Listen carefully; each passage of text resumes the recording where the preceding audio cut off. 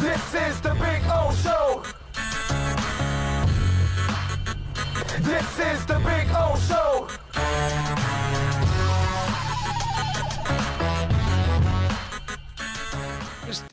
I got to see it to believe it.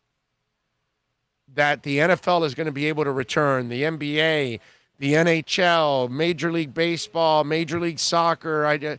It's not a one sport thing, and I think the UFC is not really a good example for anybody because they've only got a couple of fighters and a couple of trainers. That's easier to quarantine, keep those people apart. But how do you keep people apart in an entire basketball game and a hockey game when there's collisions and sweat and spit and you're screaming at each other and all that? You know, trash talking can spread the virus now. Think about that. Like Gary Payton catches the virus, he would have given it to everybody because he didn't shut up.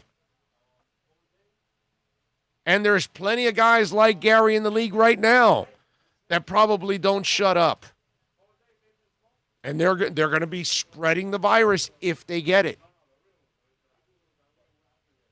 I don't know. I have to really see it to believe it that it's actually going to happen. I am terrified that we're all working ourselves up for this and then nothing ends up happening because the damn virus takes over.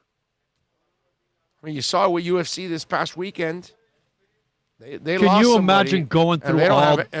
they have a fraction. Can you imagine going through all the logistics, all the everything, and then to have it up? Guess what? Everything you've done is for naught. Shut it down. You have. You know how frustrating your cooks have to be quarantined with the players. Who's going to cook for the players? Yeah. You know what? Yeah. Your dishwasher has to be quarantined. Has to be the same people washing the dishes every day. The people doing the laundry. Same people every day. The people at the hotel changing the sheets. And they can't leave. You're going to have to cut agreements with those people. They cannot go hang out at bars, go hang out with their family members, and then they come back. That's what happened to the UFC guy. He goes, I think I was in contact with somebody that had the corona because somebody in my family had it. And you can't control that. You're going to have to quarantine anything and everything that the players need. You may have to even create a couple of bars for them to hang out at night. And those bartenders will have to be quarantined. Yeah, we need a couple of bars that we're going to make shift for the players. You know what you're doing? It's like an Olympic Village, basically.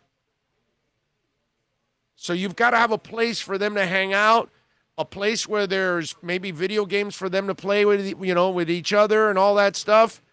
And it's all, same people every day. It's really complicated, man. It's not as easy as people make it out to be. The more you talk and get further into and thinking about what's got to be done, it just says, no, this is not realistic. You got to have the same bus driver taking you to a game and back. How many people are going to be excommunicated from their family like that, man? I mean, they'll all get paid for it, but they're all gonna, now in our world we'll do it because we're going to make a little extra money, and then your family understands that. In the rich man's world, when you already are rich and you don't have to do it, that's going to be the problem in some of these leagues. That some of these players that already have the money, they're going to say, I'd rather not take the chance. I'll take the year off. When you have money, you don't have to make compromises, man. You can say, you know what? No. I'm not doing it.